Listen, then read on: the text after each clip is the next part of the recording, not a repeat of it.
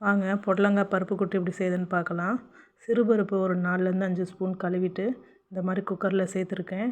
ஒரு 2 புடலங்காய் கட் பண்ணி வச்சுருக்கேன். ஒரு தக்காளி, ஒரு பெரிய வெங்காயம், ஒரு 2 1/2 பச்சை மிளகாய், ஒரு 4 பல் பூண்டு இதோட கட் சேர்த்துக்கிறேன்.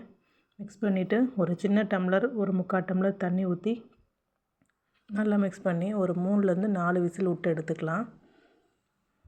இப்போ விசில் வந்துருச்சு.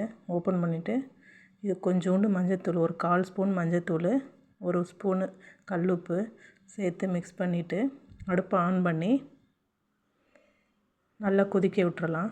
இது கொதிச்சிட்ருக்க டைமு இதுக்கு ஒரு தாளிப்பு கொடுத்துக்கலாம்.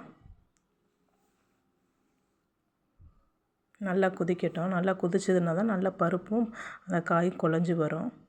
இப்போ இதுக்கு தாளிப்புக்கு ஒரு ஸ்பூன் எண்ணெய், கொஞ்சோண்டு கடுகு உளுந்த பருப்பு, ஒரு 1/4 ஸ்பூன் சீரகம் போட்டு கொஞ்சோண்டு கருவேப்பிலை, ஒரு வரமிளகாய் நல்லா பொரிஞ்ச உடனே இதோட மிக்ஸ் பண்ணிடலாம். நல்லா மிக்ஸ் பண்ணிவிட்டு ஒரு 5 நிமிஷம் நல்லா கொதிக்கட்டும். இந்த காய், அந்த பருப்பு, வெங்காயம், தக்காளி எல்லாம் கொதித்து நல்லா திக்னஸ்ஸாக வந்துடும். இந்த அளவுக்கு வந்துடும். 5 நிமிஷம் கொதித்த உடனே இப்படி வந்துடும். இந்த அளவு நல்லா கொதித்த உடனே மல்லித்தழை போட்டு கொஞ்சம் லைட்டாக பெருங்காயம் தூவி விட்டு ஆஃப் பண்ணிடலாம் அடுப்பை. சுவையான புடலங்காய் பருப்பு கூட்டு ரெடி.